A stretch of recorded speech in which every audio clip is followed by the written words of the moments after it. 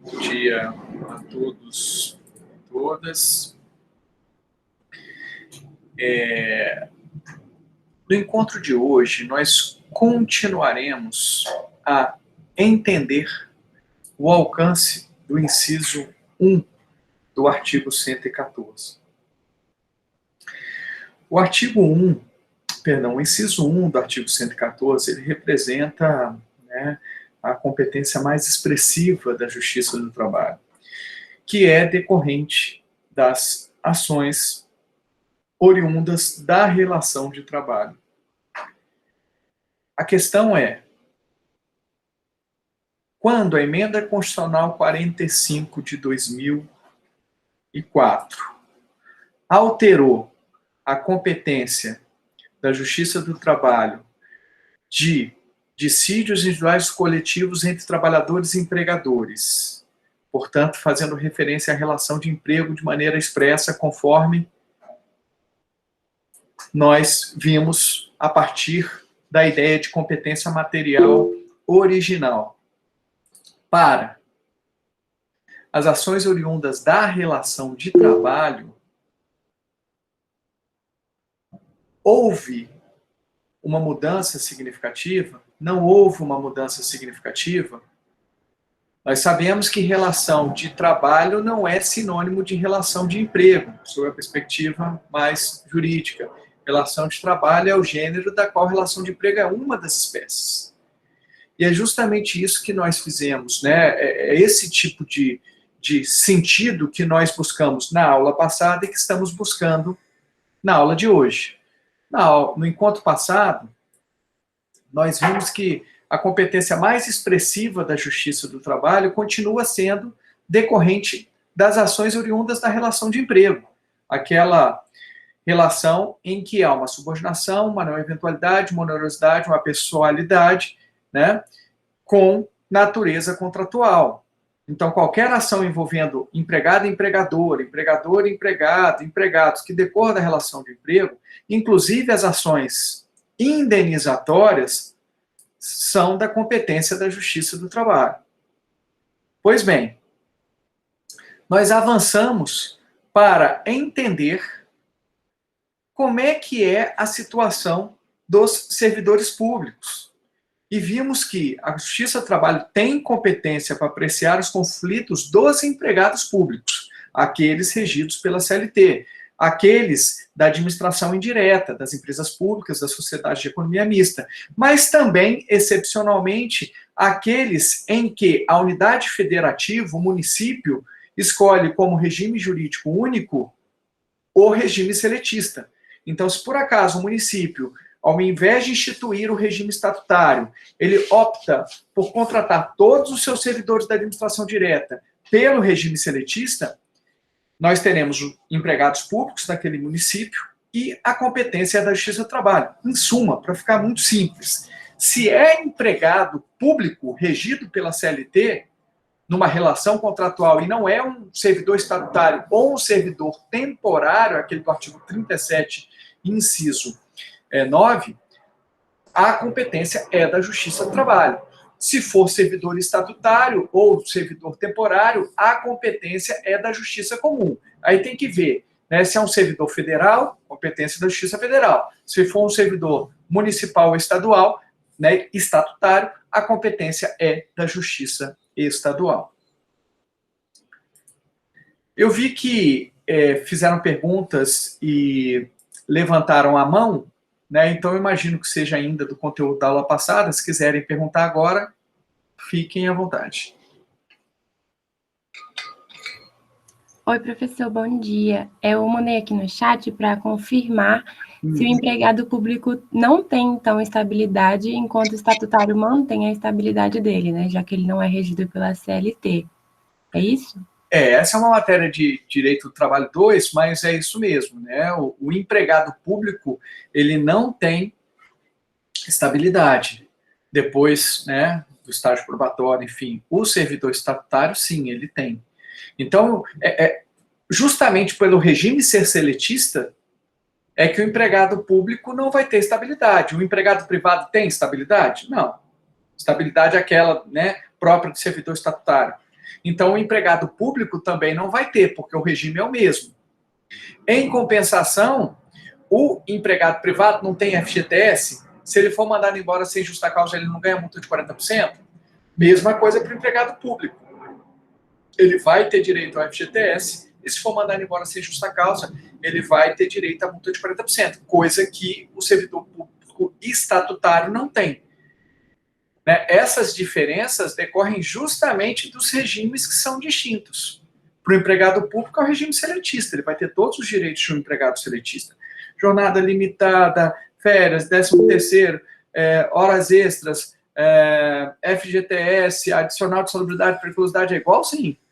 A grande diferença do empregado público para o empregado privado consiste no ingresso, né, no emprego, porque para o empregado público se exige concurso público. Dá uma olhada depois lá no 37, inciso 2. O 37, inciso 2 vale tanto para servidor estatutário como para empregado público. Precisa, para ingressar na administração pública, direta, indireta, não interessa, concurso público. O empregado privado, não. O empregado privado, o empregador privado vai contratar ele do jeito que ele entender. Se vai fazer processo seletivo, se vai fazer entrevista, se vai fazer prova, se não vai fazer nada, vai já contratar diretamente, enfim. Isso aí é o empregado privado, ou o empregador privado é que vai decidir. Mas para o empregador público, não. Ele vai precisar fazer concurso. Tá? Entendi. E aí, esse regime jurídico único, quem escolhe é o ente ou o empregador? É o ente. Ah, tá. É regime jurídico único. É um regime único para toda unidade federativa. Então, no município, todos os servidores vão ter da administração direta, tá? Porque da administração indireta é sempre CLT. Se for, né, empresa pública, sociedade de economia mista, o regime de contratação é sempre a CLT, não pode ser o regime estatutário. Então, não adianta um banco público querer contratar os seus servidores pelo regime estatutário, não pode. A administração indireta é sempre regime seletista. Agora, a administração direta, municípios, estados, União, autarquias e fundações públicas, vai ter que escolher um único regime para toda a unidade. Então, se o município escolheu para a administração direta o regime estatutário, todos da administração direta daquele município serão servidores estatutários, regidos por uma lei específica, e aí a relação não é mais contratual. Agora, se por acaso aquele município não quis escolher o regime estatutário, isso é votação, lei, na Assembleia, né, do município. Se na Assembleia do município for determinado que os servidores serão regidos pela CLT, todos serão regidos pela CLT. Não é o empregador que vai escolher, esse é o contrato como seletista, esse como estatutário, ou nesta empresa todos vão ser seletistas porque eu quis. Nessa empresa não, né? Na Secretaria de Saúde, por exemplo, que é da administração direta. Na secretaria eu quero que todos sejam seletistas, mas na secretaria de segurança eu quero que todos sejam estatutários. Não pode, é um regime para toda a unidade, né, para todo município, para todo o Distrito Federal, para todo o estado específico, né, considerado, e para a União. A União escolheu como único regime o estatutário para os seus servidores da administração direta. Então, todos os servidores, né, Ministério Público,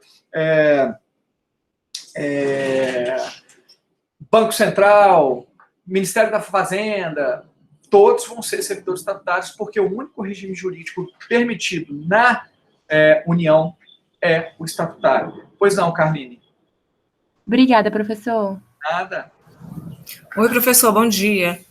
Eu fiquei na dúvida aqui sobre a greve no regime dos seletista, não, do outro lá. Estatutário. Isso, estatutário. Eu fiquei na dúvida que em casos de greve, porque não fala a lei, né, para esses servidores. Faz uma analogia, não é isso? Da CLT. Não tem lei. Não tem lei. E aí, nesse caso, é a Fazenda Pública que é a competência em casos de greve? É o quê, perdão? Em caso de greve do regime estatutário, a competência da Fazenda Pública, da Justiça... Fazenda Pública é o conceito que a gente identifica a União, Estados, municípios, então não pode ser a competência da Fazenda Pública. Acho que você está falando da competência da vara da Fazenda Pública. Isso, da vara, essa última palavra que faltou, a vara. Não tem problema. Então, veja bem, a tendência né? Porque essas questões de competência ainda não estão todas consolidadas, e elas mudam, né?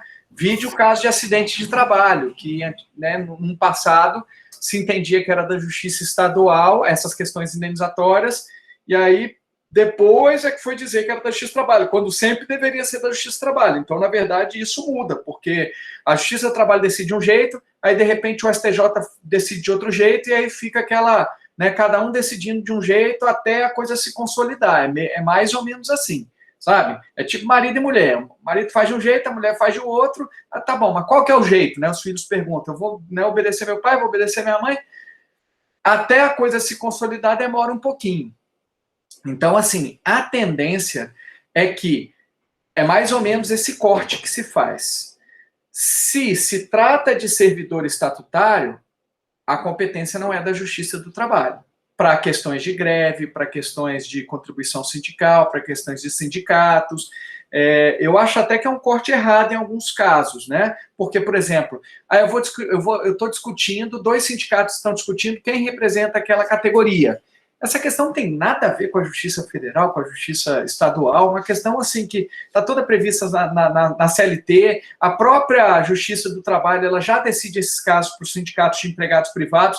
Então, assim, você seccionar essa competência só porque é servidor estatutário, me parece uma bobagem, porque ali não tem uma relação jurídico-estatutária, que é o fundamento para dizer que, no caso do servidor estatutário, a competência não é da Justiça do Trabalho. Esse foi o fundamento, né? Esse foi, digamos assim, o motivo que se fez esse corte para dizer que servidor estatutário é da Justiça Comum e empregados, em geral, inclusive os públicos da Justiça do Trabalho.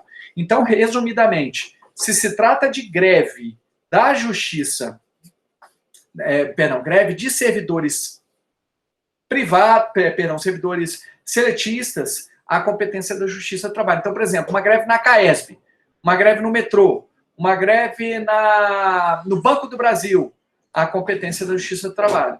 Agora, se a gente está falando de uma greve da polícia, greve do bombeiros, greve do Ministério, dos servidores do Ministério da Fazenda, do Banco Central, como já teve no passado, enfim, aí a competência não é da Justiça do Trabalho, porque o entendimento é que, como a competência para julgar as questões referentes aos servidores estatutários não é da Justiça do Trabalho, então atrairia a competência para a greve.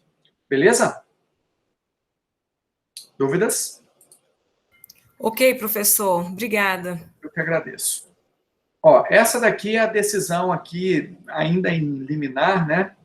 Medida cautelar, perdão, que diz, ó, o disposto no artigo 114, inciso 1, já na nova redação, tá, da emenda constitucional 45, não abrange as causas que instauradas entre o poder público e o servidor que lhe seja vinculado por relação jurídico-estatutária. Então, esse é o fundamento aqui, ó. Eles entendem que a relação de servidor estatutário é uma relação jurídico-estatutária, não é uma relação de emprego, portanto, não deveria ser da competência da Justiça do Trabalho. Mas, assim, com todo respeito, se você for olhar a redação do artigo 114, não tem exclusão, né? A questão é saber, o servidor público estatutário, ele é um trabalhador? Sim. Se ele é um trabalhador, e aqui está dizendo, inclusive, abrangendo os entes de direito público externo, administração pública direta interna, a competência não deveria ser da Justiça do Trabalho? Mais claro do que isso, não pode ser, né? Mas por que o Supremo Tribunal Federal afastou a competência se aqui, para mim, está de forma expressa? Está de forma expressa a competência da Justiça do Trabalho. Por uma questão, na minha avaliação, né, mais política do que jurídica. Né? Primeiro que o Estado não quer que os seus servidores da administração, na maior parte das vezes direta, né, sejam julgados por uma justiça de cunho social. Você imagina a Justiça do Trabalho, com toda a acessibilidade que é normal ela ter que julgar servidor público estatutário. As possibilidades de derrota para o governo seriam muito grandes. Então, quer dizer, já não é interessante por isso. Vamos colocar lá na Justiça Federal e na Justiça Estadual que o pressuposto é um pressuposto de igualdade entre as partes, né? Aqui é o fulano que comprou a casa do Beltrano, é o direito de família, lá o marido e mulher, quer dizer, há um pressuposto ali diferente da relação bem desnivelada e assimétrica de trabalho, em que, em tese, a Justiça do Trabalho ela tem que ser protetiva no sentido de refletir a legislação protetiva do trabalho que busca equilibrar essa relação que num plano natural se encontra desnivelada. Então já começa por aí. E segundo, pela AJUF, né? A Associação de Juízes Federais, ela fez um lobby muito grande no Supremo para não perder essa competência de servidores públicos estatutários federais, porque ela iria diminuir muito, né? Assim, ela praticamente, assim, boa parte das ações que tramitam na Justiça Federal são referentes a servidores, né, públicos. Então, quer dizer, você de uma hora para outra você perde um pouco o seu sentido, né, se retira esta competência. Então, me parece que é muito mais uma questão política do que jurídica, porque o artigo 114 permite, sim, a interpretação que a competência para qualquer tipo de relação de trabalho, inclusive a do servidor público estatutário, seja, né, da Justiça do Trabalho. Mas, né, para ser fiel ao que acontece, né, não é o que a gente desejaria, o que a gente acha que é correto, para ser fiel, né, hoje em dia a gente tem esse corte. Justiça do Trabalho é competente para empregados, inclusive públicos, e justiça comum, né, tanto estadual como federal, para servidores públicos estatutários e também para temporários, servidores temporários. Bem, uma outra questão que parece bastante interessante é em relação aos estados estrangeiros e organismos internacionais. Vamos supor que eu seja contratada pela né, Embaixada Americana para ser tradutor na Embaixada de documentos, né, tanto de inglês para português, como para português, de português para inglês. E aí eles me pagam lá né, eles seguem lá a legislação deles de forma incorreta, porque a legislação deve ser daquela do país, da prestação de serviço. Eles seguem lá a legislação deles e me pagam lá o salário de $2.000, né, vamos colocar dessa forma. Mas não me pagam FGTS, minhas férias são de 7 dias, porque foi assim que eles estabeleceram, não tem 13º. Aí eu sou mandado embora, não recebo multa de 40%, né, de FGTS, sou mandado embora e entro com uma ação contra, né, os Estados Unidos da América. A embaixada não tem personalidade jurídica, na verdade é o Estado estrangeiro. A questão que se pergunta é, o Brasil, que num plano internacional se encontra em pé de igualdade com qualquer outro Estado estrangeiro, né, no direito internacional, né, em termos de sujeitos, né, do direito internacional, ou qualquer Estado está no mesmo pé de igualdade do outro.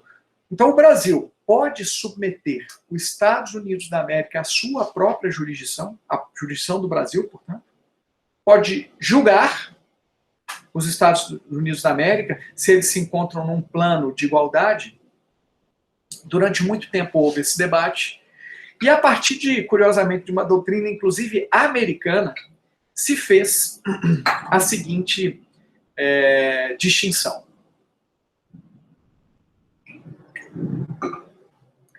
Quando a questão envolve atos de império, atos do exercício da soberania, um Estado não pode submeter o outro à sua jurisdição interna, porque ambos se encontram no mesmo plano.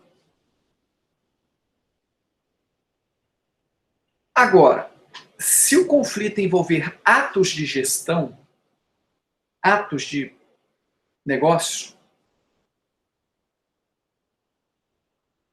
o Estado estrangeiro, ele desce do seu pedestal de Estado estrangeiro, de Estado soberano, para se equiparar a qualquer particular. E aí, nesse caso, sim, o Estado estrangeiro pode ser submetido à jurisdição interna de outro Estado, porque ali ele não está na condição de Estado soberano, mas ali ele está na condição de qualquer particular que contrata algum tipo de serviço.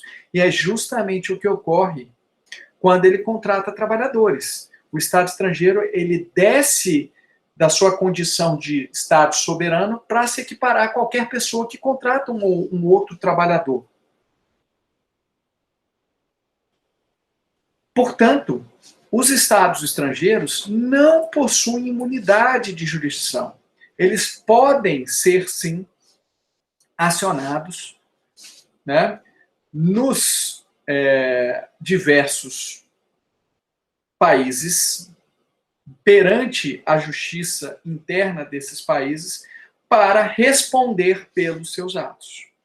Atos de gestão são atos negociais, qualquer atos de contratuais normais, como qualquer particular faz. Atos de império, não. São atos que são fruto da soberania do país. Então, quando um país ele faz um tratado internacional,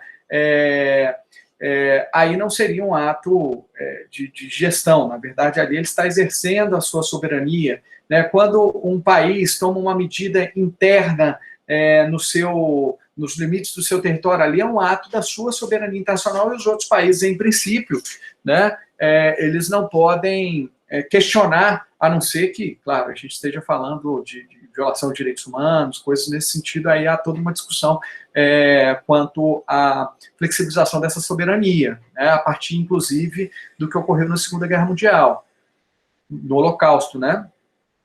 Mas a questão é, para a contratação de trabalhadores nas representações consulares, quando eu falo representação consular, estou falando embaixada, estou falando de um consulado, porque às vezes tem consulado dos Estados Unidos, por exemplo, em São Paulo, deve ter no Rio de Janeiro também. Né? Então, para as representações consulares, quando o Estado ele contrata trabalhadores, né, para, de alguma forma, prestar serviço para essas contratações, para essas representações consulares, ele está contratando como uma empresa contrata trabalhadores para prestar serviço para ela. Então, são atos de gestão, são atos contratuais que qualquer pessoa, né, pode realizar. Então, para esse tipo de ato de gestão, não há imunidade de jurisdição dos estados estrangeiros. Eles vão ser, sim, acionados perante a Justiça do Trabalho. Então, vamos supor, no meu caso que eu dei, né, que eu fui contratado para ganhar $2.000, eu entro com uma ação pedindo vínculo empregatício, dizendo que não foi assinada a minha carteira, dizendo que eu não recebi 13º, aí eu peço 13º de todo o período trabalhado, peço as férias de todo o período trabalhado, FGTS de todo o período trabalhado, multa de 40%, né? E aí o Estado estrangeiro ele não pode chegar bem aqui e falar assim, olha, arguo minha imunidade de jurisdição, não quero nem ser submetido à sua jurisdição, portanto o processo tem que ser extinto sem resolução de mérito. Ele pode até arguir isso, né? Poder ele pode. Agora, o correto, segundo a nossa jurisprudência, é dizer o seguinte, olha, o Estado estrangeiro não tem imunidade de jurisdição, portanto, ele vai ser submetido à jurisdição brasileira para que a Justiça do Trabalho brasileira diga se, né, o empregado tem razão ou não. Bem, então, continua o processo. Esse Estado estrangeiro, ele, se quiser, ele pode se defender, dizendo, olha, não há vínculo empregatício, há vínculo empregatício, sei lá, ele se defende da jeito que quiser. E aí vamos supor que a sentença seja, olha, os Estados Unidos tem que pagar lá 13º, férias, os Estados Unidos ou qualquer outro país, né?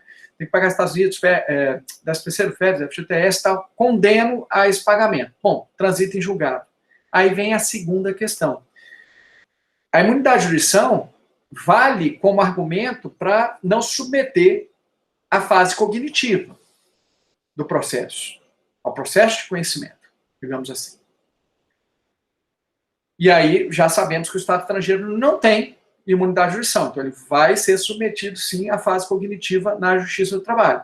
O grande problema é, e como é que um Estado vai forçar o outro a pagar? Você imagina o Brasil forçando os Estados Unidos da América a pagar uma determinada condenação. Será que um oficial de justiça brasileiro pode ir lá na embaixada e penhorar 500 computadores da embaixada? E aí entra o segundo aspecto que eu queria falar com vocês, da imunidade de execução. Os estados estrangeiros não têm imunidade de jurisdição, mas eles têm imunidade de execução? Primeira observação é que o termo imunidade de execução não é bem correto. Não é que a execução não possa se iniciar, ela até se inicia a fase executória de satisfação da sentença.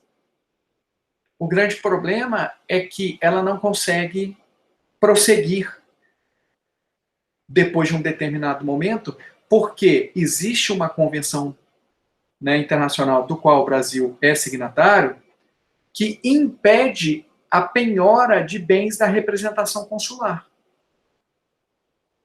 Então, o oficial de justiça não vai poder entrar lá dentro da embaixada para penhorar. Aqueles bens são impenhoráveis. Então, a execução se inicia, mas a gente não consegue penhorar bens, e ela só se encerra se o Estado estrangeiro espontaneamente quiser pagar. Então, precisaria de uma, digamos assim, de uma negociação diplomática para que o Estado estrangeiro pagasse. Pode ser até que a Justiça do Trabalho mande, ó, os Estados Unidos, você tem que pagar aqui a conta aqui de 200 mil reais. Mas se os Estados Unidos não quiser pagar, não tem o que fazer. Aliás, a Justiça do Trabalho brasileira fica com mãos atadas. O que o empregado pode fazer é mandar expedir uma carta rogatória para que a execução seja feita lá nos Estados Unidos. Mas olha o custo disso para o empregado. Vai ter que contratar um advogado nos Estados Unidos para acionar, né, o próprio governo americano para pagar. É inviável economicamente isso. Então, nessa questão da imunidade de execução, a execução ela só é satisfeita se o Estado estrangeiro espontaneamente pagar, se encontrar um bem que não seja gravado por essa impenhorabilidade, o que é muito difícil. Qual o bem da embaixada americana que não vai ser gravado por essa cláusula de impenhorabilidade? É bem complicado você encontrar. Ou se expedir uma carta rogatória para que a execução seja feita lá nos Estados Unidos, o que seria economicamente inviável na prática. Tá. Antes de passar para as perguntas, isso vale para, né, os estados estrangeiros. Nós temos organismos internacionais também, ONU, OMC, OMS, OIT, né, Organização Internacional do Trabalho, e os trabalhadores da Organização Internacional do Trabalho, se tiverem que acionar a Organização Internacional do Trabalho, como é que eles fazem? O dos organismos nacionais é um pouquinho diferente, porque, normalmente, no tratado que cria o organismo nacional e que o Brasil, né, ou qualquer Estado, adere, existe, via de regra, uma cláusula que diz que há imunidade de jurisdição para as questões relacionadas aos trabalhadores dos organismos internacionais. Só um minutinho, pessoal.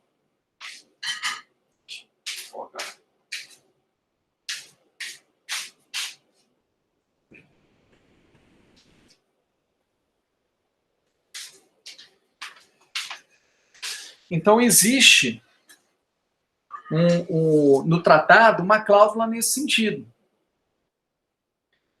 E aí, né, se no próprio tratado já há previsão de imunidade de jurisdição para os organismos nacionais, aí não tem o que fazer, a gente tem que se submeter àquela condição. É o que diz a OJ 416 da SDI. Diz assim, diferentemente do que ocorre com os estados estrangeiros, para os organismos nacionais, se, né, no tratado de adesão do país, né, mais ou menos assim, ao organismo nacional existir uma cláusula de imunidade de jurisdição, essa precisa ser respeitada. Então, qual é o cenário que nós temos, só para ficar claro para vocês? Para o Estado estrangeiro não temos imunidade de jurisdição, mas temos, entre aspas, imunidade de execução. Para os organismos nacionais, nós temos imunidade de jurisdição. Ah, e a imunidade de execução para os organismos nacionais? A gente nem avança, porque se o organismo nacional tem imunidade de jurisdição, sequer há uma decisão contrária ao organismo nacional em relação aos trabalhadores estrangeiros, às questões envolvendo trabalhadores estrangeiros, trabalhadores do organismo nacional. Tá? Alguém pode ter a seguinte dúvida: professor, mas quer dizer que a Justiça do Trabalho pode julgar os diplomatas, né, questões envolvendo os diplomatas do Estado estrangeiro? Não, não é isso. Os diplomatas ali eles vão ser regidos, né, até porque a representação efetiva do Estado estrangeiro é um ato de soberania, tanto é que ninguém pode ir lá na embaixada, enfim, né, justamente para proteger e respeitar essa soberania de cada Estado e de suas representações consulares. Então, lá, o embaixador, né, o diplomata de carreira de um Estado estrangeiro, a questão dele não vai ser julgada aqui no Brasil, né, a questão trabalhista, eu digo. Isso aí eles são regidos lá pelas leis próprias do país. No nosso caso brasileiro, são servidores, inclusive, estatutários, né, que a competência não seria da Justiça do Trabalho, né, porque são servidores de carreira, da administração direta, enfim.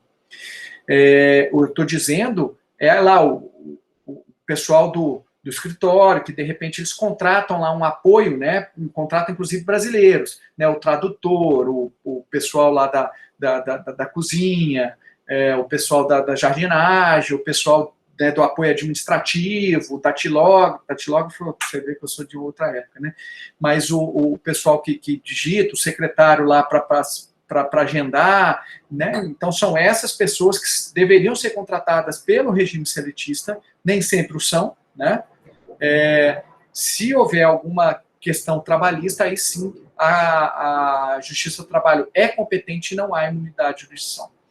Pois bem, gente, quem tem perguntas?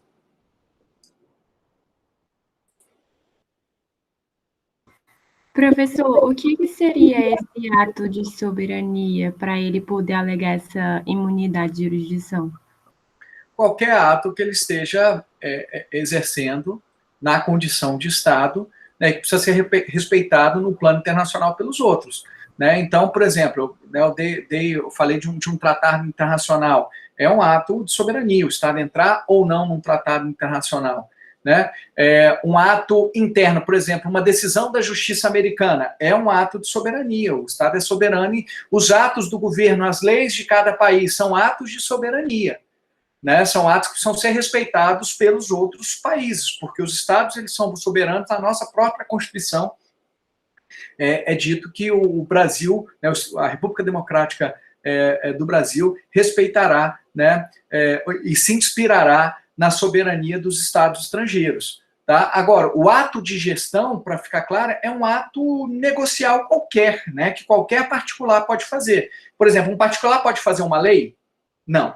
Um particular pode julgar e impor o seu julgamento a outra pessoa, como a justiça brasileira ou a qualquer justiça de qualquer estado? Né? Não. Esses são atos do exercício da soberania de cada país. Agora, um particular pode comprar, né, uma balinha na padaria. Um particular pode contratar, né, um empregado. E esses são atos de gestão. Aqui, para ficar claro, pessoal, e a doutrina, ela de maneira muito transparente e tranquila, ela define esses atos. Tem a decisão aqui do Supremo, olha que interessante. O artigo 114 da Constituição estabelece que a competência de trabalho também abrange os entes de direito público externo. De outra parte, ressalta-se que os Estados estrangeiros, diferentemente do que se dá em relação aos organismos nacionais, não têm sua imunidade de jurisdição disciplinada em convenções tratados nacionais. Desculpa, essa daqui é do TST, essa decisão. Sua imunidade de jurisdição decorre de regra de direito constitucionário que diferencia sua incidência ou não conforme a natureza dos atos praticados. O que ele está se referindo? Natureza dos atos praticados, de gestão e de império. E assim lhe atribui natureza apenas relativa. As controvérsias decorrentes de seus atos de império, que decorrem do exercício direto da soberania estatal, submete-se à imunidade de jurisdição, que não é o caso da contratação de trabalhadores. O que não ocorre em relação aos seus atos de gestão, como aqueles decorrentes dos contratos e relações trabalhistas. Aí aqui cita, né, a decisão do Supremo. A decisão do Supremo aqui, ó, ela é até bem interessante para se entender. Ó. A imunidade de jurisdição do Estado estrangeiro, quando se tratar de litígios trabalhistas, revestir-se-á de caráter meramente relativo, e, em consequência, não impedirá que os juízes e tribunais brasileiros conheçam de tais controvérsias e sobre elas exerçam o poder jurisdicional que lhes é inerente. A atuação do Estado estrangeiro em matéria de ordem privada. Esses são atos de gestão, né? É de ordem privada. Os atos de soberania envolvem questões relacionadas à ordem pública. O novo quadro normativo que se delineou no plano internacional e também no âmbito do direito comparado, isso não, ele está querendo dizer que não ocorre só no Brasil. Isso aí é uma teoria, né, que, bem ou mal, ocorre, aceita, né, essa divisão entre atos de gestão e atos de império, é aceita em diversos estados. Permitiu, ante a realidade do sistema de direito positivo dele emergente, que se construísse a teoria da imunidade jurisdicional relativa dos estados soberanos, tendo-se presente para esse específico efeito a natureza do ato motivador da instauração de causa em juízo, de tal modo que deixa de prevalecer, ainda que excepcionalmente, a prerrogativa institucional da imunidade de jurisdição, sempre que o Estado estrangeiro, atuando em matéria de ordem estritamente privada, que são os atos de gestão, intervier em domínio estranho àquele que se pratica os atos juri imperi, que são os atos de império. Doutrina. Legislação comparada a precedentes do STF. A teoria da imunidade limitada ou restrita objetiva institucionalizar solução jurídica que concilia o postulado básico da imunidade jurisdicional do Estado estrangeiro com a necessidade de fazer prevalecer, por decisão do Tribunal do Foro, o legítimo direito do particular ao ressarcimento dos prejuízos que venha a sofrer em decorrência de comportamento imputável a agentes diplomáticos, que agindo ilicitamente tenham atuado more privatorum em nome do país, que representa perante o Estado acreditado. Não se revela viável impor aos súditos brasileiros, portanto aos cidadãos, ou a pessoas com domicílio no território nacional, o ônus de litigar em torno de questões meramente laborais mercantis, empresariais ou civis, perante tribunais alienígenas, tribunais de outros países, desde que o fato gerador da controvérsia judicial necessariamente estranho ao específico domínio dos acta juri imperi tenha ocorrido da estrita atuação more privatorum do Estado estrangeiro.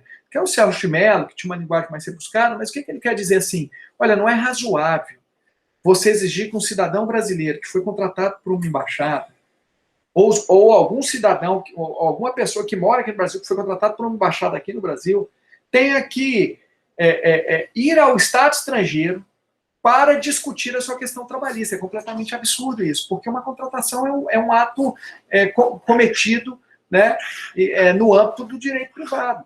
Né? E aí ele vem, os Estados Unidos da América, parte hora agravante, já repudiaram a teoria clássica da imunidade absoluta.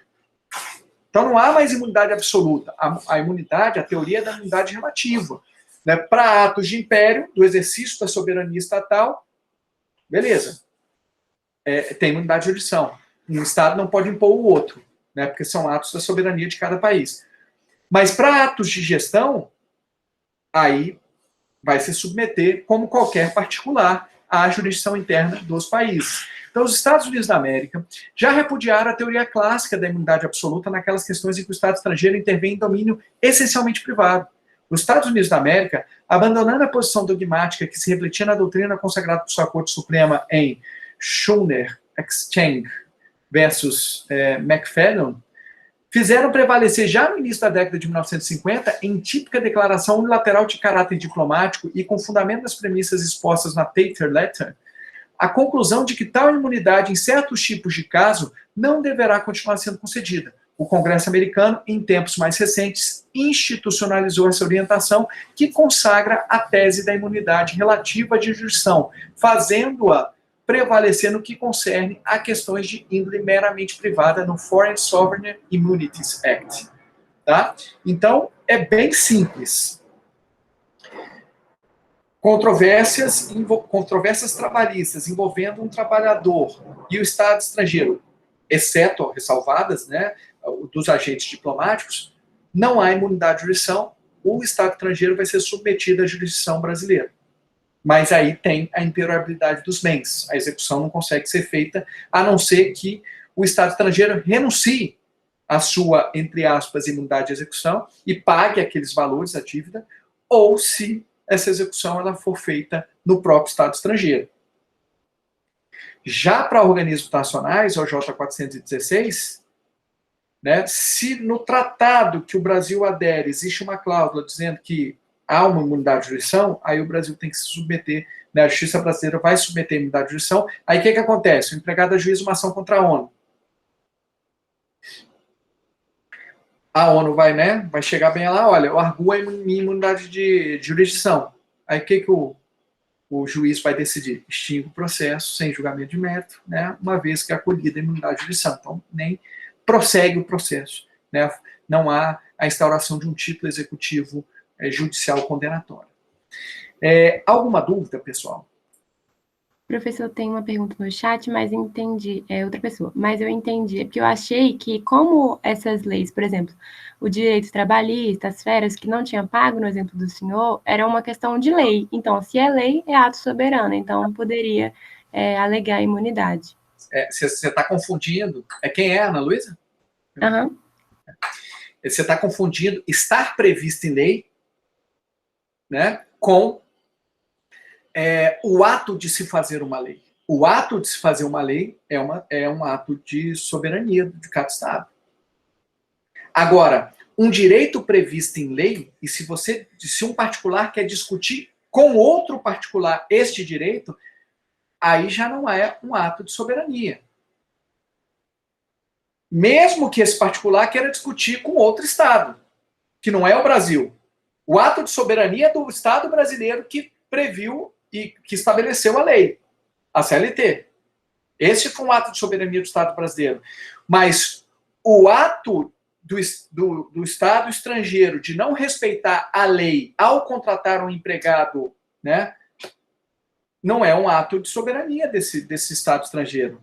Na verdade, ele contratou um empregado, como qualquer particular o faz, isso é um ato de gestão. Entendi. E aí, se ele não respeitar a lei do país, né, que deveria ser observada, ele pode sim ser acionado. Tá? Na prática, pessoal, é muito frustrante essas ações, mesmo em desfavor de Estado estrangeiro. Porque muitos Estados estrangeiros não pagam. Não querem saber, tipo, tá bom. Então tá. São mal pagadores. E aí a gente não tem muito o que fazer. O empregado ganha, mas ele não consegue levar, né? Porque para levar, o Estado estrangeiro vai ter que renunciar à sua imunidade de execução, e eles não renunciam. E aí, o que cabe ao empregado? Entrar com uma ação rogatória lá no Estado estrangeiro para ver se consegue ter. Eles não entram, porque é muito caro. Muito caro, muito difícil, muito complexo, né? Vai ter que contratar um advogado, aquela coisa toda. Sei que o valor seja muito significativo, mas não compensa financeiramente. Você acha que o advogado lá no outro estado vai falar assim, olha, eu vou trabalhar de graça aqui, só quando você receber. Não funciona assim para eles. Assim, ó, já quero ali tantos valores para fazer esse procedimento e tal. Aí fica, né, realmente sem a gente conseguir ver. Pois bem, nessa próxima folha, né, da nossa planilha, nós temos aqui a decisão do Supremo relacionada a acidente de trabalho. A gente viu isso, né? Lembrando que as ações indenizatórias acidentárias, e que o empregado quer uma indenização por danos materiais e morais em desfavor do seu empregador, há competência da Justiça do Trabalho. E essa decisão, ela justamente ela é nesse sentido. Acho que eu vou até mudar ela de lugar aqui, né, para fazer mais sentido. Ó. Botar ela logo após aquela planilha, porque a gente fala aqui, ó, das ações indenizatórias, danos morais, individuais e coletivos, inclusive das acidentárias. Olha aqui, ó, das acidentárias. Então, essa decisão ela vem muito explicar esta questão, para reafirmar que a competência para julgar ações de indenização por danos materiais e morais decorrentes de acidente de trabalho é da Justiça do Trabalho.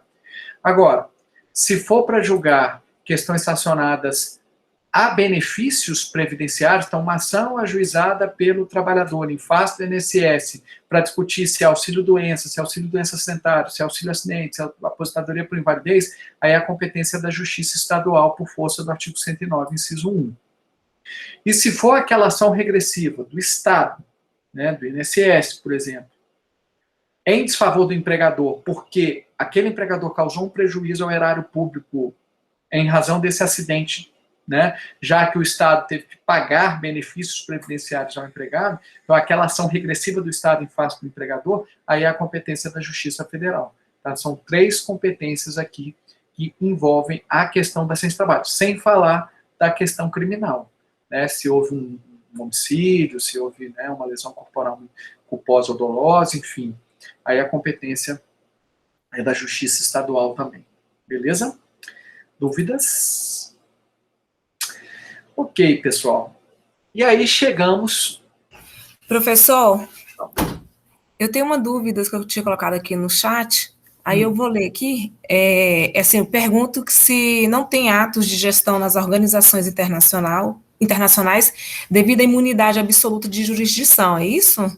E assim, eu não entendi como é que ficaria os trabalhadores nessas organizações, a competência, né, pelos direitos trabalhistas, a quem recorreria? Porque eu entendi ser uma gestão, como é que é? Uma imunidade absoluta nas organizações internacionais, então não entraria a gestão, os atos de gestão, é isso mesmo? Tá, só para ficar claro, a gente nem chega porque bem, uma organizacional tem soberania organizacional, não é bem o conceito, esse conceito é mais vinculado aos estados estrangeiros. A gente não entra nessa discussão nos organismos nacionais, se tem ato de gestão, ato de império, isso é irrelevante para os organismos internacionais a partir do momento em que o reconhecimento da imunidade absoluta vem de uma previsão em um tratado internacional que precisa ser respeitado pelo país, né, por todos os estados que aderiram àquele organismo. Entendeu? Então, por que o organismo internacional tem imunidade de jurisdição e o Estado estrangeiro não tem? Porque, no caso do organismo nacional, a imunidade de jurisdição advém de um tratado, né, em que o Estado estrangeiro aderiu, em que o Estado, aliás, que o Brasil, né, vamos falar no caso do Brasil, que o Brasil aderiu e incorporou ao seu ordenamento jurídico que precisa ser respeitado. Então, há previsão lá. Aí você vai lá, então, como é que ficam os trabalhadores, né, os brasileiros que são contratados pelo PNUD, né, por esses organismos nacionais? Normalmente, nesses tratados, existe uma outra cláusula, né, indicando como que esses conflitos vão ser resolvidos. E, via de regra, é por arbitragem. Agora, eu pergunto para vocês, você acha que um trabalhador do PNUD vai, né, entrar com uma discussão e vai, né, buscar uma comissão de arbitragem para resolver esse conflito, porque são, né, comissões muito caras, né, esse processo de arbitragem é muito caro. Então, fica meio que sem ter para onde se socorrer. A verdade é essa. Tá? Mas tem que ver o que está previsto no tratado. Né? Mas, assim, dos que eu me recordo, normalmente é na arbitragem. Aí eles vão ter que eleger um árbitro. Né? Tanto o organismo nacional vão ter que entrar num consenso e falar, olha, vamos tentar resolver essa aqui pela Comissão de Arbitragem do Distrito Federal. Vamos colocar assim. Né? É por aí. É bem difícil, né? Porque se torna caro para o trabalhador, né? Para poder pagar essa arbitragem. Exatamente. Então tá bom, professor, entendi. Obrigada. Nada. Pois não, Matheus. Professor, eu imagino a situação, no caso de uma representação consular do Brasil em um país no exterior, e um ato de gestão, então, se esse trabalhador vai submeter essa relação com a representação consular do Brasil pela legislação do país do exterior, não pela legislação brasileira, certo? Certo, é o Código de Bustamante, né? A legislação que rege, em princípio, a relação laboral é do local da prestação de serviço. Tá? É do local da prestação de serviço. Pessoal, beleza, obrigado. Nada. Então, encerramos a questão referente à relação de emprego, a competência da Justiça do Trabalho no que se refere à relação de emprego. E aí vem a pergunta. Tá bom, professor, né? A gente o tempo inteiro está avaliando que houve uma mudança na emenda Constitucional 45, né? Porque agora, na nova redação, simplesmente se fala que a Justiça do Trabalho tem competência para outras relações de trabalho. Então, agora a Justiça do Trabalho vai ter competência para qualquer controvérsia envolvendo trabalho humano? E a resposta é em 2 etapas. Deveria ser assim, mas não está sendo assim. Não sei o que vai ser daqui a 30, 20, se a Justiça do Trabalho vai estar aí, enfim. Mas, em princípio, deveria ser assim. Essa aqui era a ideia inicial de alguns. Mas como a Justiça do Trabalho tem muita resistência, inclusive do setor econômico, não adianta mudar a legislação para a gente alterar as realidades, porque essa legislação ela pode ser interpretada.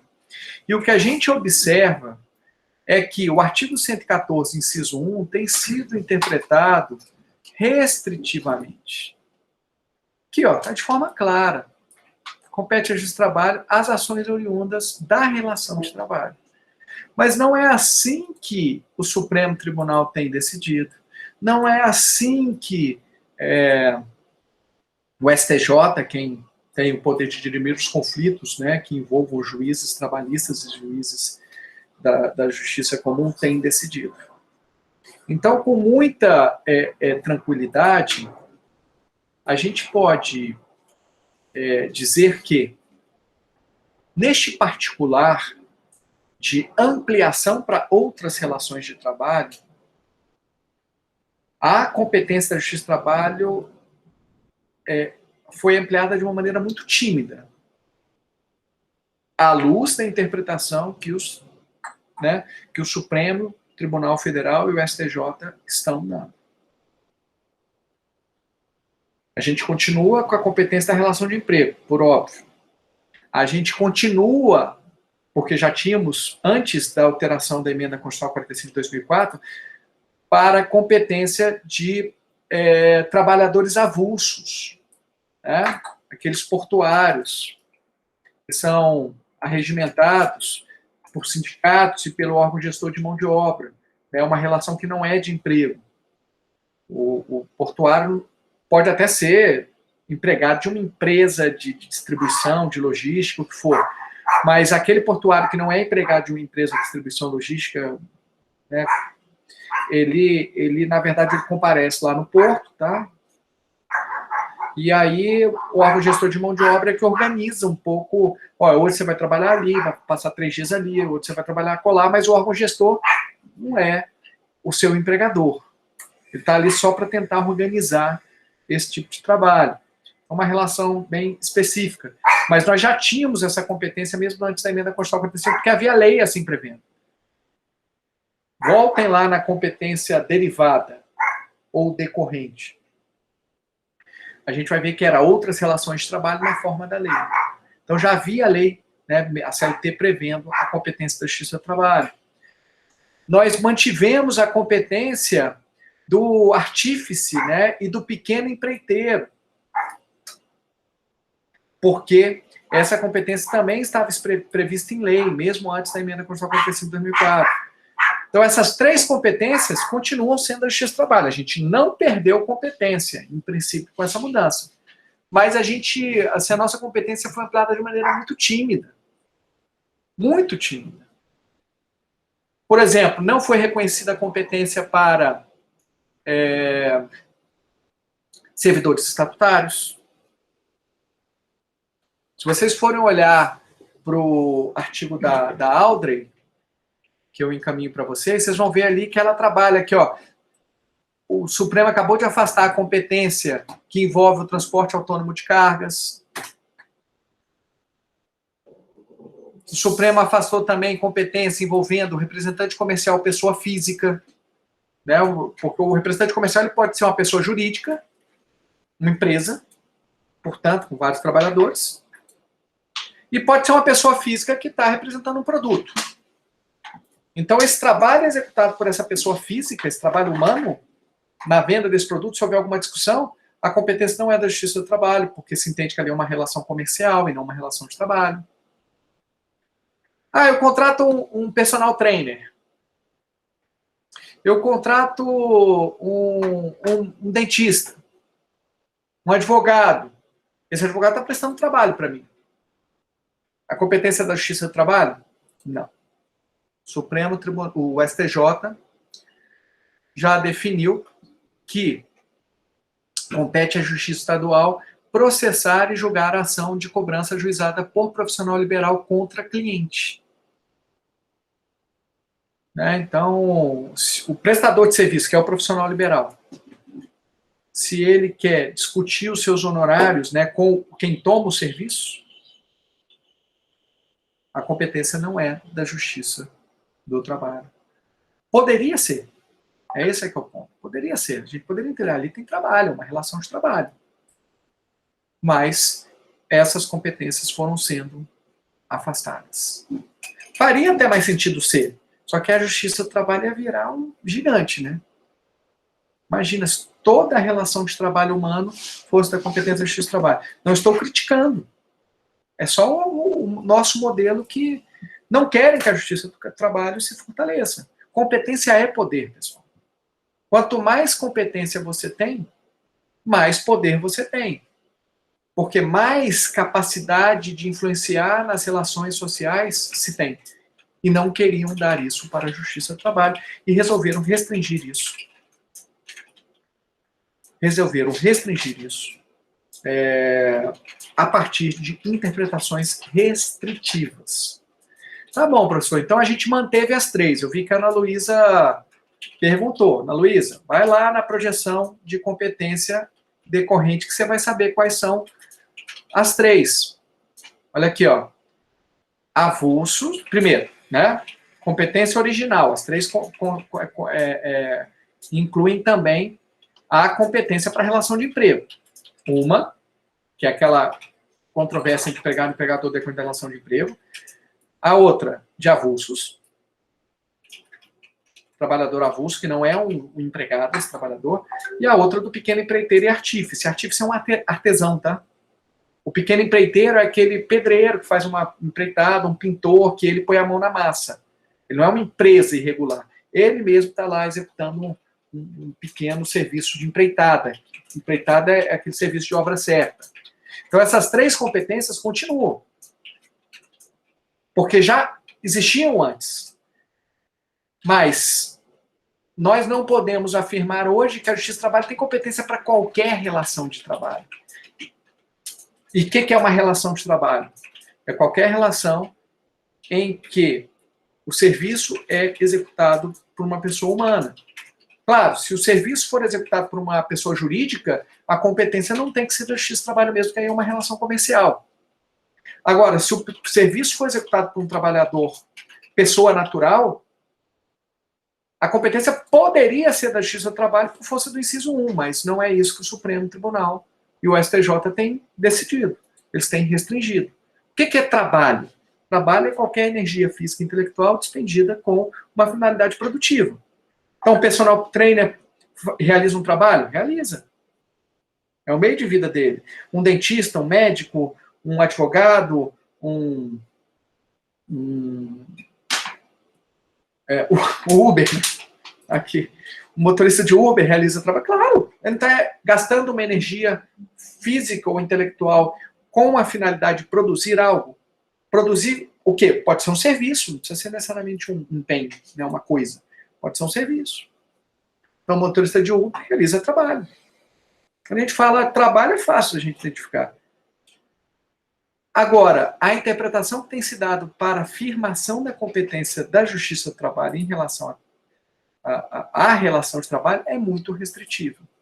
Então, envolve aquelas 3 competências que nós já vimos: relação de emprego, trabalhador avulso e artífice, e pequeno empreiteiro, né? E, além disso, aí a coisa não está tão certa, tá? Está tudo ainda em fase de consolidação a despeito da emenda constitucional ser de 2004. Passados aí quase 17 anos. Aí, pontualmente, eu entendo que teríamos também competência para trabalhos voluntários, desde que não envolvida a administração pública direta que contrata seus serviços por servidores estatutários. Então, por exemplo, eu faço um trabalho voluntário numa ONG. Vamos colocar dessa forma. Na igreja, independentemente de que igreja. Estava lá trabalhando, né? É um trabalho, é uma energia física e intelectual despendida com finalidade produtiva, no caso, catequização, seja de valores religiosos, seja de valores civilizatórios, humanitários e assim por diante. E aí eu, por exemplo, escorreguei, caí, machuquei, fui ofendida pelo pastor, pelo padre. De quem é a competência? para a questão trabalhista, não estou nem falando da criminal, da trabalhista, da indenização. Eu entendo que a competência é da Justiça do Trabalho, porque ali há uma relação de trabalho. Inclusive pode ser subordinado, não eventual e pessoal. O que difere o trabalho voluntário de uma relação de emprego? A onerosidade, porque eu estou trabalhando sem receber nada, sem ter a expectativa de receber nada. Porque se eu trabalho recebendo, aí vira vínculo empregatício. Então, de quem é a competência para questões envolvendo o trabalho voluntário, a ação do trabalhador voluntário em face de quem recebeu o serviço?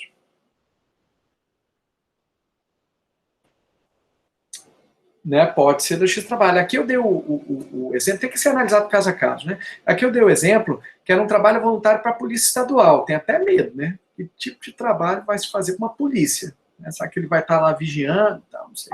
Mas, de todo modo, como a Polícia Estadual, os policiais estaduais não são regidos pela CLT e também a competência não é da Justiça do Trabalho, né? Para apreciar essas questões, aí a competência do trabalho voluntário também não é da Justiça do Trabalho, porque né, a Justiça Estadual acaba traindo a competência dos trabalhos executados em favor, né, da Polícia Estadual. Estágio. Tem dois tipos de ações envolvendo estágio. Vamos supor que eu sou estagiário e um direito meu da lei de estagiário não é respeitado. Eu não estou recebendo a bolsa, não estou respeitando o meu período de recesso, enfim. Ou eu fui mandado embora e quero discutir, tem até uma ação que eu peguei assim, foi um estagiário que, o estágio, ele foi desligado do estágio, né, encerrou o estágio, e ele queria receber proporcionalmente o recesso do estágio. Então o estágio foi certinho, não tem, né, nada de errado, não era desvirtuado, não era fraudulento. Ele queria receber apenas um direito que ele achava que ele tinha, um direito proporcional ao recesso. Já que ele trabalhou 9 meses e não teve recesso, ele queria receber 9/12 desse recesso. Ele entrou com uma ação. De quem é a competência? Eu entendo que é da Justiça do Trabalho. Não faz sentido ser da Justiça Comum. Claro, se for uma discussão entre a parte concedente do estágio e a instituição de ensino, né, aí já não há uma relação de trabalho entre a parte concedente do estágio e a instituição de ensino. Existe relação de trabalho entre eles? Não. Mas entre o estagiário e a parte concedente existe. Então, eu entendo que a competência da Justiça do Trabalho, residência médica, por exemplo, né, em um hospital privado, né, que seja, tem que olhar se os servidores do hospital, eles são regidos, né, por qual regime. Né, se for estatutário, aí é aquela coisa, aí atrai a competência para a justiça comum. Mas eu acho possível que se entenda que, se não for, né, que a competência é da justiça do trabalho, porque ali é uma relação de trabalho. Vamos supor que eu sou um médico e faço plantão em diversos hospitais, na condição de pessoa física, e aí o hospital não me paga. Existe uma relação de trabalho entre o médico e o hospital? Existe. Acho que a competência é da Justiça do Trabalho também. Diferentemente da discussão entre o médico e o paciente. Porque aí na discussão entre o médico e o paciente, né, por exemplo, o paciente quer uma indenização porque foi fazer uma cirurgia e a cirurgia deu errado. Aí não há relação de trabalho nessa discussão relacionada ao erro médico. Na verdade, entre o médico e o paciente existe uma relação de consumo, em princípio. O que é consumo, né? Ou o que é o consumidor à luz do artigo 2º do CDC? É a pessoa física ou jurídica que adquire ou utiliza produto ou serviço, no caso do médico é serviço, né? Como destinatário final. O paciente não é o destinatário final dos serviços do médico, do dentista, por exemplo. Então, a discussão entre o paciente e o médico é uma relação de consumo. Aí a relação de consumo afasta a competência da Justiça do Trabalho, porque a Justiça do Trabalho não tem competência para discutir e apreciar questões envolvendo relação de consumo. Agora, se for do médico e do hospital, aí tem que ver duas situações. Esse médico é uma pessoa jurídica, na verdade não é um médico, é uma empresa, né, que presta serviços a um hospital de forma terceirizada, é uma relação comercial, não é da competência da Justiça do Trabalho. Para ser da competência da Justiça do Trabalho, necessariamente tem que ser trabalho humano. Agora, se ele está como pessoa natural, foi fazer um plantão um dia lá, não recebeu os honorários combinados do hospital, ele poderia entrar com uma ação? Aí eu entendo até que sim, né? Poderia entrar com uma ação. Poderia haver uma discussão aqui se não seria, né, enquadrado na súmula 363, né, compete à Justiça Estadual, processo de julgação de cobrança, juizado profissional liberal contra cliente, enfim. Poderia estar aqui. Mas aí eu acho que é uma relação muito parecida com a relação de emprego. Isso tudo para dizer, você vê, que as coisas não estão definidas, tá? As coisas não estão bem definidas. Aqui até coloquei o exemplo aqui, cabo eleitoral. Né? O político contratou vários cabos eleitorais, tal, né? Mesmo não havendo vínculo empregatício, enfim. Aqui o TST entendeu que a competência era da Justiça do Trabalho, porque houve trabalho em favor de um candidato. O trabalho prestado por uma pessoa natural. Muito semelhante a uma relação de emprego, né? Muito semelhante. Tá? Mas, mais uma vez, o que a gente tem de certo? Certo. Competência da Justiça do Trabalho, nesse particular, para dirimir conflitos da relação de emprego, para dirimir conflitos do trabalhador avulso, para dirimir conflitos do pequeno empreiteiro e do artífice. Isso é certo. O resto ainda está em construção e a tendência é restritiva. O resto ainda está em construção e a tendência é restritiva. Eu entendo que para trabalho voluntário a gente tem, eu, né, Cristiano, entendo que para estágio a gente tem. Aí lembrando que o estagiário, na maior parte das vezes, o que ele entra com a ação? Ele entra com a ação dizendo o seguinte, olha, meu estágio está desvirtuado e quero reconhecimento do vínculo empregatício. Aí não tem dúvida, porque o que firma a competência é a causa de pedir o pedido. Aí, na verdade, ele está entrando com uma ação na condição de empregado, seletista. Está pedindo vínculo. Quem tem competência para dizer que tem vínculo ou não? A Justiça do Trabalho. Mas, mesmo assim, o Supremo Tribunal Federal, em outras situações, como o trabalhador autônomo de cargas, né, o representante comercial, ele tem decisões, né, que nos preocupam. Simplesmente falando de forma abstrata, isso aqui não é da competência da Justiça do Trabalho. Sim, mas se o profissional está dizendo que o contrato está desvirtuado, o contrato comercial está desvirtuado, a competência é da Justiça do Trabalho para dizer se tem vínculo empregatício ou não.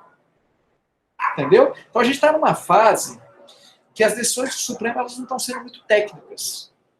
Elas estão sendo restritivas, talvez por antipatia à Justiça do Trabalho. Essa que é a verdade. Isso gera uma dificuldade de compreensão muito grande. Por isso que eu insisto, pessoal, leiam o artigo da Aldrin. É essencial para vocês compreenderem essa questão. Tá? Não é porque o Supremo Tribunal decidiu X que está correto.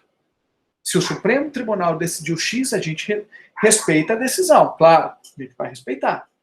Mas, academicamente, a gente vai fazer, olha, com devido respeito, eu não concordo com essa decisão. Acho que, né, como de servidor estatutário, eu não concordo. Devia ser da competência da Justiça do Trabalho. Tem lá um artigo, inciso expresso, relação de trabalho. Você vai dizer que servidor público estatutário não pratica trabalho? Mas a relação é jurídica administrativa. Ué, mas no inciso 1 do artigo 114 está excluindo as relações jurídicas administrativas? Não. Está dizendo que é a relação de trabalho. Envolvendo a administração direta, inclusive. Então, assim, a gente respeita, é o que tem para hoje, mas, né, a gente não concorda. E a gente está nessa situação que eu gostaria de chegar para você e dizer o seguinte, olha, o direito é lindo, né? O direito é perfeito, tudo é perfeito, as nossas decisões são perfeitas, as leis são perfeitas, mas não é verdade, vocês sabem disso. Vocês estão aprendendo isso.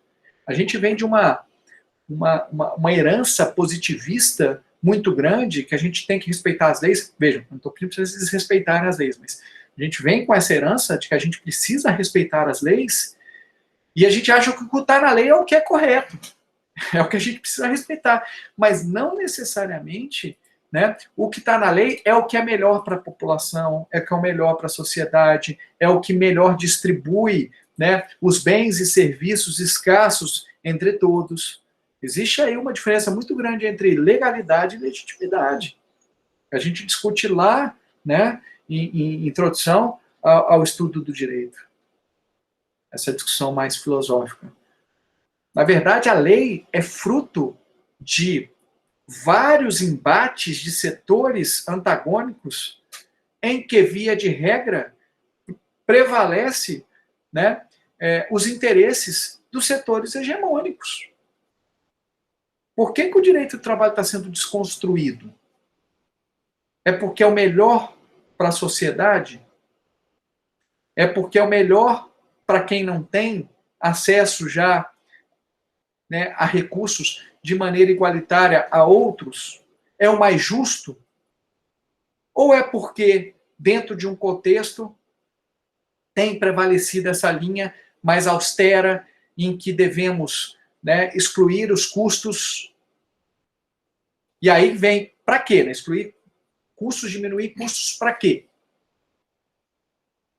É para aumentar a riqueza de quem já tem e aumentar as diferenças sociais, ou é para gerar empregos? Esse é o grande embate. Quem defende esse tipo de debate, né, e de linha, né, mais austera do direito do trabalho, vai, obviamente, defender a ideia de que não, a gente precisa fazer isso para gerar mais empregos, né? Menos direitos e mais empregos. Não tem esse slogan aí? Agora, sinceramente, está gerando mais emprego? Ah, veio a pandemia. É a desculpa perfeita, né? Veio a pandemia. Tá bom, mas mesmo antes da pandemia, estava gerando mais emprego? De repente fez a reforma trabalhista e bum! Né? 300 milhões de empregos apareceram, né, como se fosse fácil, porque aí é muito fácil. Vamos, então, mexer na legislação, a gente resolve a questão de emprego no Brasil. Mas não gera, não é isso. Pode mexer na legislação que não vai gerar. Não funciona assim. A questão do custo da mão de obra é importante, claro, mas dentro de um contexto geral.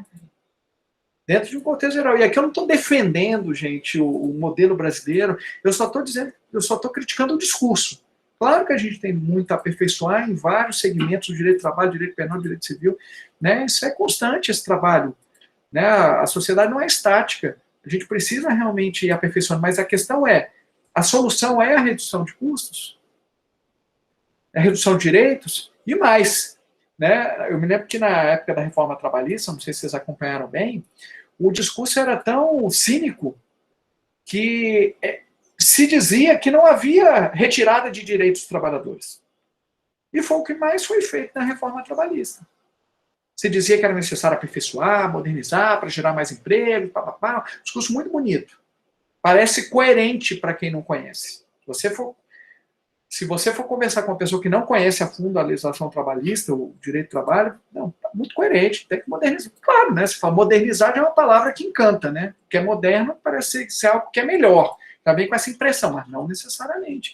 E modernizar significa retirar direitos? E aí vinha o discurso cínico. Não está se retirando direitos. Então, se não está se retirando direitos, o que aconteceu com as horas in itinere? Que antes eram previstas e hoje não são mais. O que aconteceu com o intervalo da mulher para a prestação de horas extras? Entre vários outros. O que é o trabalho intermitente? Que não um regime totalmente precário. Né, um subtrabalhador. Enfim, mas não é o nosso objeto aqui, é só para dizer o seguinte, que fiz essa longa digressão, para dizer que nem tudo que o Supremo decide, o STJ, o TST, o juiz, é o mais correto. Aí é uma percepção que às vezes é muito individual, inclusive, né? Para mim, mas a gente não se resolve assim. Agora, a gente precisa respeitar essas decisões. E no caso da competência trabalhista, tá meio bagunçado o negócio ali. Tá até difícil de ensinar, né, de passar né? Porque a gente gostaria de passar informações claras, que sejam respeitadas, né? Falar assim, olha, é assim, pronto, fica facinho, vocês anotam, né? Que nem 2 mais 2 é igual a 4. Mas, infelizmente, a gente está vendo aqui que o Supremo, às vezes, decide que 2 mais 2 é igual a 5. Como é que eu vou explicar isso aí para vocês? Ou 2 mais 2 é igual a 4,1. Ou 3,9999. Né? Não é tão preto no branco, tá? E aí, assim, a crítica, ela também vem acompanhada do respeito, né?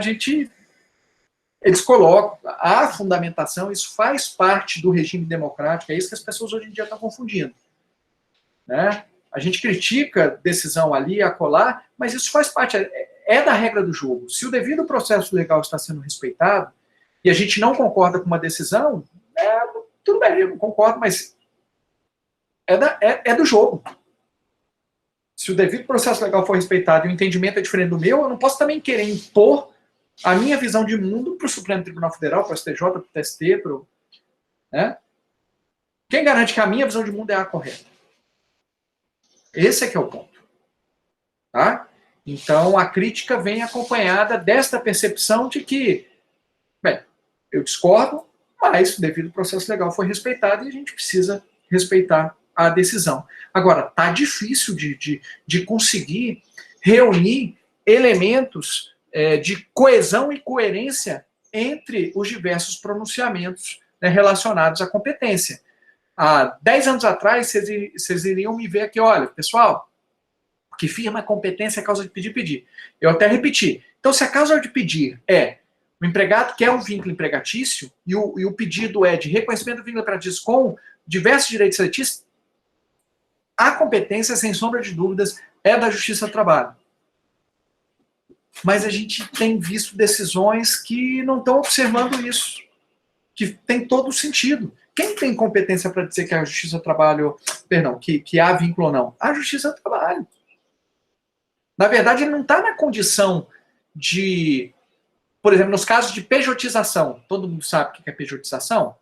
É quando alguém, né, uma pessoa jurídica, um ente despersonificado, ou até uma pessoa natural, contrata uma empresa, uma pessoa jurídica. Mas quando você vai olhar, ele não é uma pessoa jurídica que está prestando serviços. Isso aqui é uma fraude. Na verdade, ele está tentando estabelecer uma relação comercial de forma artificial. Na verdade, quem presta serviços de maneira subordinada é uma pessoa natural.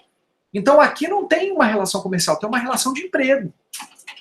Porque numa relação comercial, não existe subordinação entre as pessoas jurídicas, eles estão num plano de igualdade.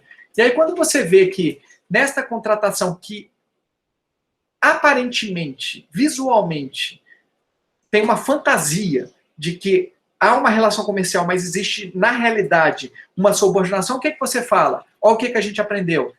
Olha, vigora o princípio da primazia da realidade. Não importa o que foi formalmente estabelecido. Não é que não importa. Não é essencial o que foi formalmente estabelecido, porque se na prática a gente verifica que existe uma subordinação e que é uma relação de emprego, vigora a relação de emprego. Aí essa pessoa vai e entra com uma ação. Né?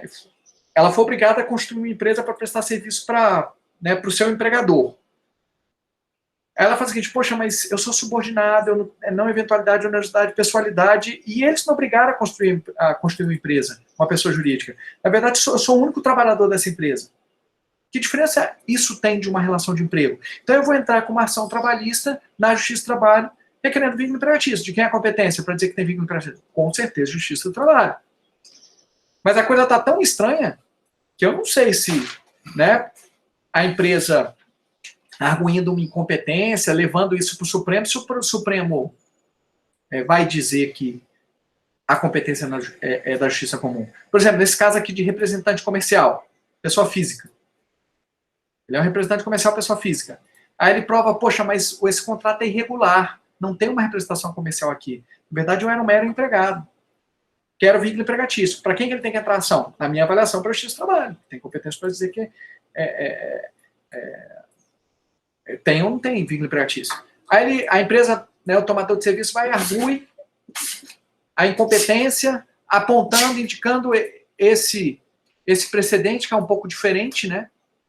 É um pouco diferente, aí chega lá um assessor, né, confunde as coisas e diz, não, aqui tem um precedente. Pô, mas o precedente era relacionado a uma relação verdadeira, real, legal, entre um representante comercial e a empresa.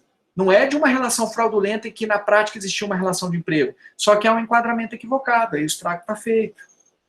Entendeu? Então as coisas não estão tão claras, tá? Desculpa trazer essa minha frustração para vocês, essa que é a realidade, minha ansiedade, minha chateação, né? Porque uma coisa é o que acontece na teoria, outra coisa é o que, né, quando isso se aplica à prática. Existem, né, digamos, percepções, caminhos e situações diferentes que precisam ser contextualizadas.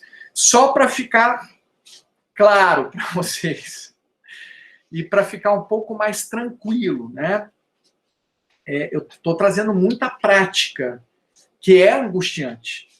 Mas na teoria não é tão difícil assim. Na teoria é mais simples, tá? Na teoria justiça do trabalho. Tem competência para relação de emprego, tem competência para trabalho avulso, tem competência para... Obrigado, Matheus. Tem competência para pequeno empreiteiro, artífice, tem competência basicamente para isso. O grosso é a competência para relação de emprego, como eu falei para vocês. Não vou saber precisar aqui em termos percentuais, mas o grosso é esse.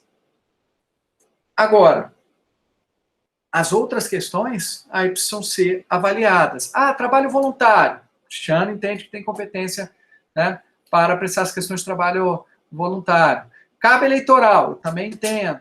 Estágio, também entendo. Vejam, aquela ação ajuizada pelo estagiário pedindo um direito de estagiário, não está pedindo vínculo. Aí, se ele pediu vínculo, também tem aí com mais razão, porque aí ele está, hipoteticamente, ajuizando a ação na condição de um empregado, nem está ajuizando na condição de um estagiário. Está dizendo o seguinte, olha, eu sou empregado, meu estágio era desvirtuado.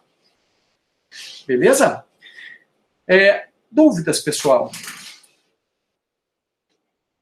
Professor, e no caso de que não se tem dúvida que não é da Justiça do Trabalho, é mais naqueles casos que a gente discutiu, né? O estatutário, coisas que já tem previsto quem vai ser. Estatutário, com certeza, não tem dúvida hoje, né? Isso pode mudar no futuro. Estatutário, com certeza. Servidor temporário também, com certeza. Que mais? Profissional liberal, né? Você contrata um personal trainer, você contrata um dentista, um médico, enfim, já há súmula do STJ, então eu não pego esse tipo de ação, né? Mas o pequeno empreiteiro não é um profissional liberal também? Até né? Olha lá, o camarada que vai pintar lá a parede, vai fazer um muro na sua casa. Agora, nesse caso, existe previsão expressa da CLT, então é muito tranquilo. Tá? E aí a gente precisa ver, assim, conseguir interpretar os fatos e o contexto. Professor, então, se um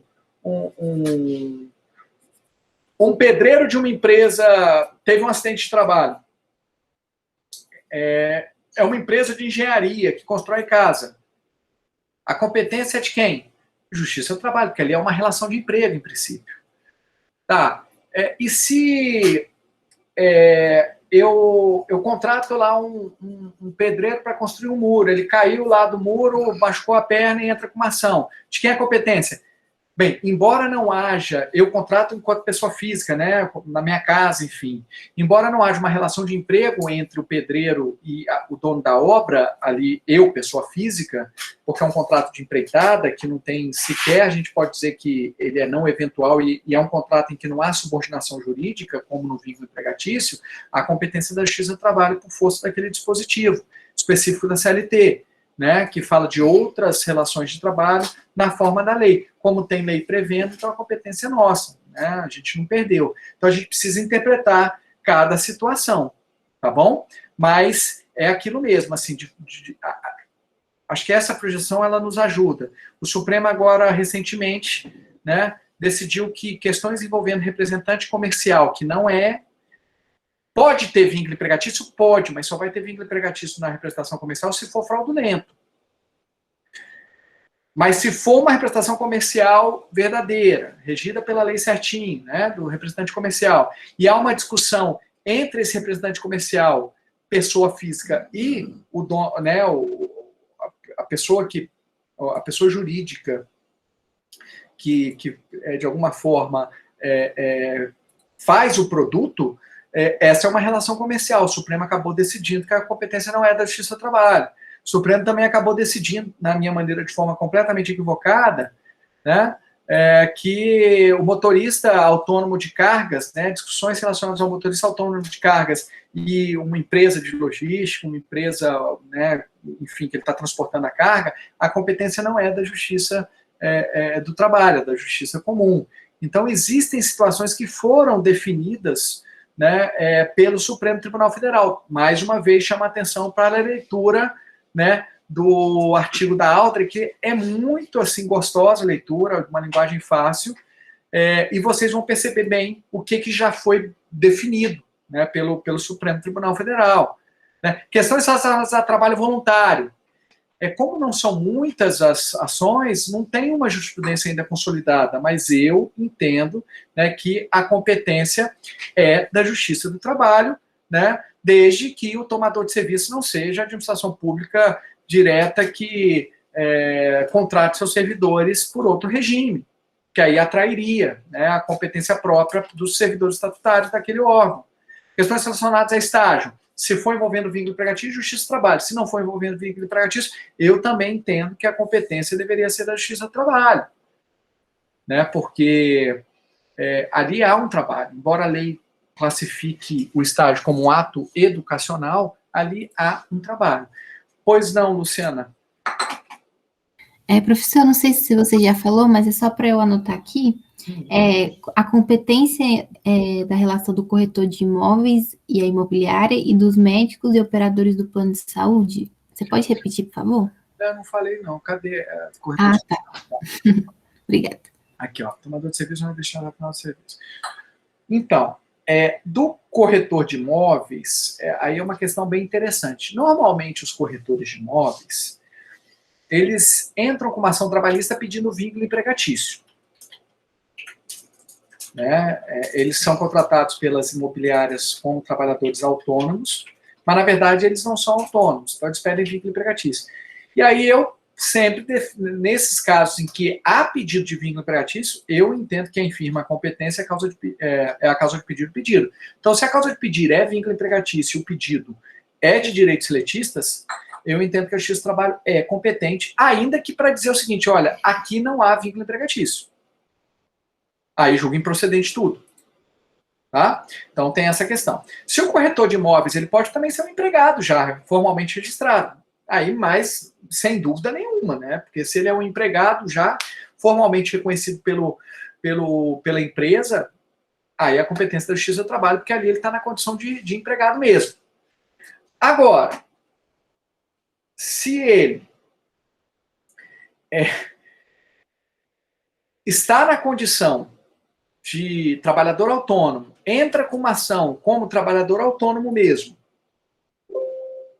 pedindo algum tipo de comissão ou qualquer coisa da imobiliária, a dúvida vai existir. É a Justiça Comum ou a Justiça do Trabalho? Tá? Eu tenderia a dizer que quem é o destinatário final do corretor de imóveis, dos serviços do corretor de imóveis? É a imobiliária? Não. Não é a imobiliária. O destinatário final é o cliente, no qual o imóvel, o cliente que adquiriu o imóvel. Então, como não há uma relação de consumo entre o corretor de imóveis e a imobiliária, mas uma clara relação de trabalho, eu, Cristiano, entenderia que a competência da Justiça do Trabalho. Nos 3 casos.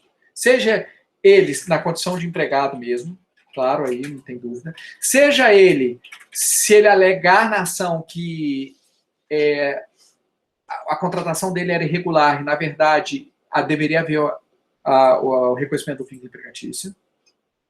Seja ele entendendo que a contratação sem vínculo é regular, ele só quer o direito dele enquanto corretor para a imobiliária. Aí não há relação de consumo. A relação de consumo existirá entre a imobiliária e o cliente, que aí o cliente é o destinatário final dos serviços prestados pela imobiliária e seus prepostos, inclusive os corretores.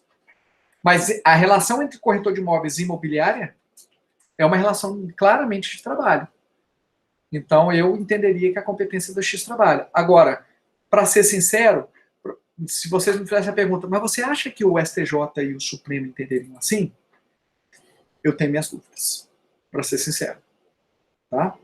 Mas enquanto não há decisão vinculante que diga que a competência não é do X trabalho, eu vou continuar dizendo que a competência do X trabalho. Então, é para vocês entenderem que nós temos aqui uma parte mais clara e temos aqui uma parte ainda muito nebulosa, né, de competência. Eu gostaria de chegar para vocês e dizer o seguinte, olha, está tudo resolvido, tudo tranquilo, é assim, pá. Mas o direito não é assim, né? Vocês sabem, o direito, infelizmente, tem coisas que a gente não pode dar certeza, tá? E alguém deve estar pensando, poxa, mas e na prova? Esquece a prova, eu quero que vocês aprendam, né? Eu não vou chegar e coisas que são que não são definidas, eu não vou chegar e cobrar isso, impondo o meu entendimento a vocês. Tá? Eu não tô aqui dando aula para que vocês concordem comigo. E eu não estou aqui dando aula para impor aquilo que eu penso para vocês. Então, se eu reconheço que a coisa não está definida, como é que eu vou chegar e vou cobrar se é justiça como justiça do trabalho? Num caso que não está definido. Agora, nos casos que estão definidos, servidor estatutário, aí sim. Aí a gente pode conversar. Beleza? Então, fiquem tranquilos. Eu quero que vocês aprendam. Eu quero que vocês saibam o seguinte, olha, aqui eu tenho uma certeza que eu posso dar e posso admitir. Nesse daqui, a coisa está controvertida. E a controvérsia não é da minha insegurança. Não fui eu que criei essa controvérsia. A controvérsia é porque faz parte do direito, do sistema jurídico. As coisas precisam de um tempo para amadurecer. E mesmo aquilo que é definido hoje, daqui a 5 anos a gente não pode sequer dar certeza. Eu posso chegar e dizer para vocês que servidor estatário vai ser sempre da justiça comum? Não posso. De repente o país entra, né, o mundo entra de novo numa onda de Estado Social de Direito e a coisa, né, se torna muito mais simpática, né, a Justiça do Trabalho novamente é vista com olhos mais positivos, inclusive em relação aos Estados, e precisou de uma guerra, da Segunda Guerra Mundial, para isso acontecer. Para chegar à conclusão, olha, não adianta ficar só explorando. A paz se faz a partir da satisfação de todos e não de grupos específicos, de minorias específicas. Né? Então, precisou disso para a gente, né, ter aí, digamos, alguns anos de uma percepção de que era importante estabelecer justiça social. Só que esse discurso, infelizmente, e essa realidade, infelizmente, tem sido transformado, né, numa política mais austera de tudo, inclusive da competência da Justiça do Trabalho, que, obviamente, tem bastante gente descontente, né? Gente, eu digo setores, né, econômicos descontentes, porque é uma justiça de contraposição a esses interesses. A realidade é essa. Mais alguma pergunta, pessoal? Professor, rapidinho, é só a questão do tomador de serviços que não é destinatário final de serviços, é competência da Justiça do Trabalho ou Justiça Comum? Então, essa é uma teoria criada apresentada, digamos assim, pelo ministro João Oreste Alazem, né, aposentado do ST, que ele fazia o seguinte, vamos pensar, né, no dentista. O dentista presta serviços ao cliente? Presta. Há trabalho aí? Há. Mas, além de trabalho, existe uma relação de consumo. Há trabalho porque o dentista está despendendo energia, tanto física como intelectual, com a finalidade produtiva. Que energia? O tratamento dentário. Odontológico, melhor dizendo. Então, há trabalho. num conceito amplo, do que seja trabalho humano. Tá. Mas se a gente olhar para o artigo 2º do CDC, se diz, a pessoa física que adquire ou utiliza serviço como destinatário final é considerada consumidor. O cliente é essa pessoa física que utiliza o serviço do prestador de serviço, do trabalhador, como destinatário final? Sim. Quem que é o destinatário final dos serviços do dentista? O paciente. Então, ali nessa relação entre dentista e paciente, entre médico e paciente, existe uma relação de consumo. E para esta teoria apresentada pelo ministro Dalazen, se existe uma relação de consumo, esta relação de consumo, ela é preponderante à relação de trabalho. Esta relação de consumo, esta relação, melhor dizendo, entre dentista e paciente, não vai ser regida pelas leis trabalhistas, ela vai ser regida pelo CDC. Então, se é regido pelo CDC, afasta a competência da Justiça do Trabalho. Então, a relação entre médico-paciente, dentista-paciente, não é da competência da Justiça do Trabalho. Porque ali a relação vai ser regida pelo CDC. Né? Existe uma relação de consumo que é preponderante à relação de trabalho. Agora, e entre o dentista e o paciente? Ou dentista e a clínica odontológica? Dentista pessoa física? Existe uma relação de consumo ali? Não. Porque a clínica odontológica não é destinatária final daqueles serviços prestados pelo dentista. O destinatário final é o paciente, como nós já vimos. Então, entre dentista e clínica odontológica, existe uma relação de trabalho. Se existe uma relação de trabalho, a competência é de quem? Depende. Se o dentista for uma pessoa jurídica mesmo, não há subordinação, não há... É uma pessoa jurídica que presta serviço. A competência, a relação é comercial, então a competência não pode ser da Justiça do Trabalho. Não é um trabalho humano, é um trabalho prestado por uma pessoa jurídica. Então, se efetivamente não há ali vínculo empregatício, a competência não é da Justiça do Trabalho. É uma relação comercial entre pessoas jurídicas. Tá, e se na verdade o dentista ele é um empregado da empresa porque tem da clínica, tem onerosidade de subordinação, aí é vínculo empregatício. Artigo 114, inciso 1, competência originária da Justiça do Trabalho. Tá bom, mas e se não há subordinação, não há não eventualidade, ele foi lá uma vez só, como pessoa física, para prestar serviços? Bem, então é o trabalho prestado por uma pessoa natural, sem que seja um vínculo empregatício, porque não há os elementos, né? Não há, por exemplo, habitualidade, há um tomador de serviço. E não há uma relação de consumo, há uma relação de trabalho. Então, eu, Cristiano, tenderia a dizer que a competência é da Justiça do Trabalho. Mas reconheço que o STJ tem uma súmula que diz que compete à Justiça Estadual processar e julgar a ação de cobrança ajuizada por profissional liberal contra cliente. Né?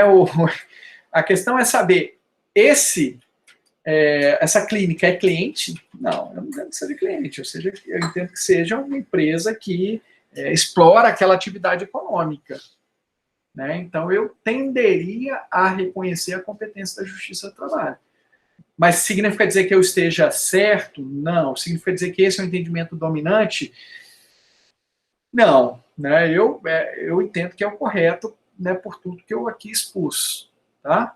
Então, é aquela situação mais nebulosa que nós não temos resposta ainda consolidada. Não há uma jurisprudência ainda muito clara para esses casos. O que eu posso adiantar é, essa ação é comum na Justiça do Trabalho? Não. Não é comum. Tá? Não sei se na Justiça comum é normal esse tipo de ação. Acho que é mais provável, mas até por um costume, né? Um costume anterior à emenda constitucional 45. Tá bom? Mas eu tenderia a receber esse tipo de ação e reconhecer a competência da Justiça do Trabalho. Pessoal, já são... Professor, obrigado. De nada. Já são 11h25. Eu pergunto se tem mais alguma dúvida. Tá. No encontro que vem, na quinta-feira, nós iremos falar aqui sobre os outros incisos e, né, se Deus quiser, conseguiremos encerrar, porque precisaremos entrar também na parte de competência territorial, tá, em questões mais procedimentais da competência. Tá bom? Gente, obrigado, um grande abraço, um excelente final de semana para vocês, e leiam, por favor, aí o artigo da juíza Audrey Choquer, que vai facilitar muito a compreensão de vocês. Eu acho que vai dar uma pincelada final para que vocês consigam entender esta matéria, que é realmente mais complexa, tá bom? Um grande abraço a todos.